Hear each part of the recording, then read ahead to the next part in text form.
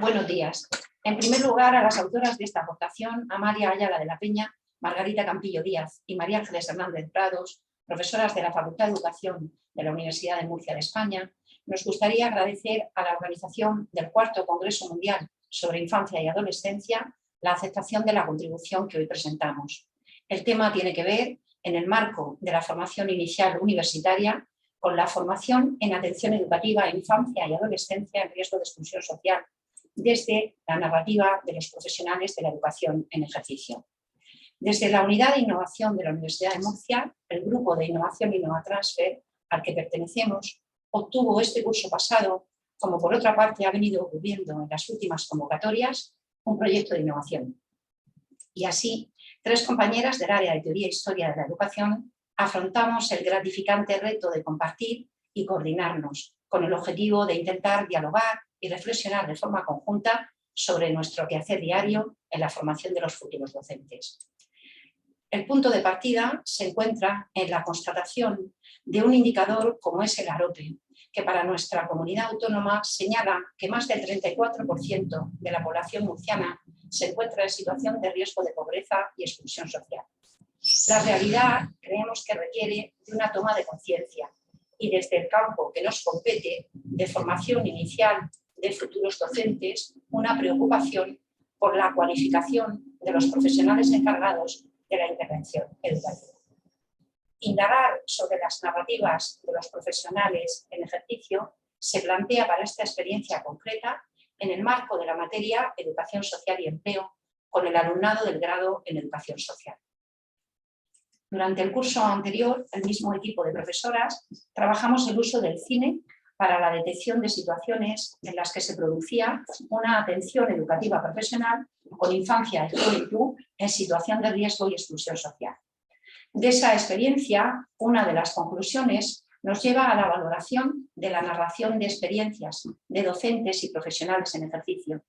por considerar que las características de estos testimonios, más realistas, menos ficticios, tanto en sus planteamientos como en el cuestionamiento de la linealidad de las vías de actuación, se podrían ajustar mejor a las demandas formativas concretas del alumnado de nuestras aulas. Estas narrativas ofrecen, entre otras cuestiones, potencialidades importantes. La tan relevante de situar las voces en los contextos concretos, introducir la riqueza en matices que la analogía y el contraste de voces nos aportan desde una visión comparada y de construcción de la propia identidad docente. Y en última instancia, favorecer en nuestro alumnado la necesaria reflexión sobre la profesionalización docente y sus condicionantes. Las narrativas testimoniales grabadas de 4 profesionales de la educación social en ejercicio en la Comunidad Autónoma de Murcia han permitido reconstruir sus propias experiencias pedagógicas, favorecer la interacción entre el mundo universitario y el profesional, potenciar de forma muy significativa la comprensión de los condicionantes contextuales concretos de espacio y tiempo y de trayecto vital en la actuación educativa o incidir sobre cuestiones que atañen al valor de la colaboración de diferentes profesionales, con reflexiones que ponen en valor la complejidad y belleza que entraña el trabajo interdisciplinar. Una aportación que pensamos cuenta con potencial suficiente para su uso y aprovechamiento en los grados no solo de educación social, sino también de educación infantil, primaria o pedagogía en los que estamos implicadas como docentes. Centrándonos ya en la experiencia en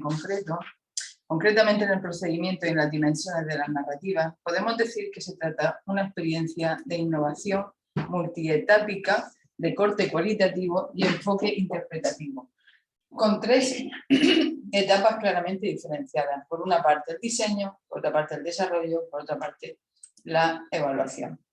En cuanto al diseño de la entrevista, seguimos diferentes pasos, como fue elaborar un guión de entrevistas estructurado, contactamos con los informantes, revisión de los instrumentos, validación de la entrevista y envío de la información previa para que las entrevistadas se sintieran cómodas y pudieran preparar la respuesta. La entrevista en sí constaba de diferentes ítems que pretendía recoger información acerca de la identificación de las educadoras, la elección de esa profesión, por qué eligieron esa profesión, cuál ha sido su itinerario formativo laboral, su trayectoria, hasta llegar al trabajo que desempeñan, los programas y proyectos que están desarrollando en los diferentes escenarios laborales, cuál es el perfil de los sujetos. Nos interesaba también saber la evolución, si ha habido un cambio, igual que cambia la situación social, económica, si ha habido un cambio en el perfil de los sujetos que aparecen como los usuarios en los diferentes escenarios laborales de la educación social, sus funciones y competencias, si realmente ejercen como educadores y educadoras sociales, el reconocimiento profesional, si se sentían reconocidos profesionalmente, su situación laboral, sus condiciones laborales, su clima laboral, qué experiencia significativa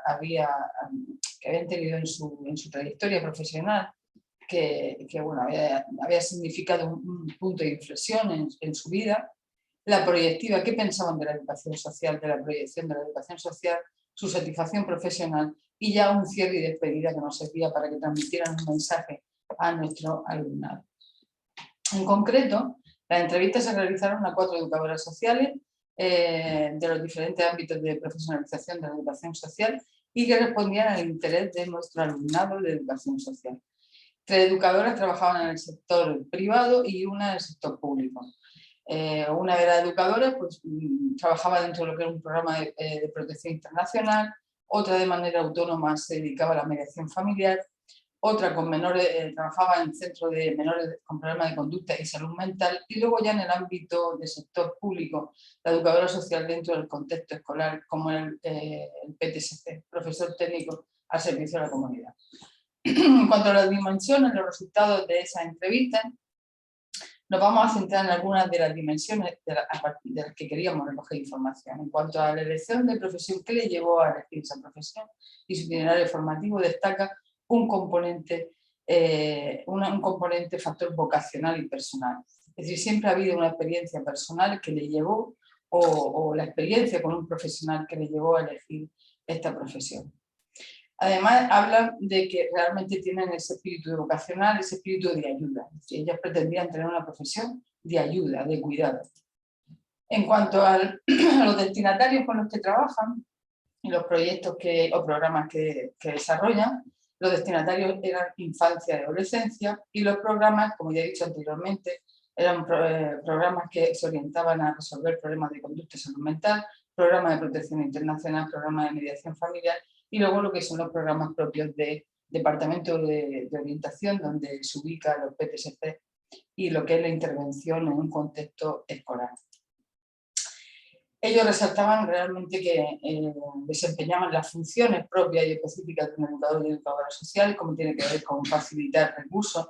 que favorezca la socialización de los sujetos, generar ambientes relajados donde despertaran la confianza de los sujetos y luego la transmisión, ¿vale? La transmisión, es decir, y el acompañamiento, es decir, realmente reconocían que ejercían las funciones de educador y educadora social y por tanto tenían esas competencias necesarias para desarrollar esas funciones. En cuanto a la dimensión de condiciones laborales y reconocimiento social, hablaban de, bueno, que sus condiciones laborales estaban satisfechas, aunque siempre pensaban que podrían mejorar. Pero es en función también del reconocimiento social de la profesión. Y cuanta más reconocimiento social tenga la profesión, mejores podrían ser sus condiciones laborales, tanto en el sector público como en el sector privado. Se encontraban muy satisfechas, sentían pasión auténticamente por la profesión. Esta es otra de las dimensiones que se recogía dentro de la entrevista. Hablaban mucho de que la educación social era la vida y la educación social era realmente una pasión para ellos, ¿no? Y que sí que dejaban claro que a veces tenían que aprender durante toda su trayectoria profesional a separar lo que era la dimensión personal y profesional. El hecho de no llevarse el trabajo a casa, por esa implicación y esa pasión que sentían por esta profesión. Finalmente, como conclusiones, podemos hablar de que la profesión de educación social tiene un alto componente vocacional que requiere un gran conocimiento de lo que es la profesión de educación social, que el paso por la universidad para ellos fue gratificante en el sentido de que le ayudó a desempeñar las funciones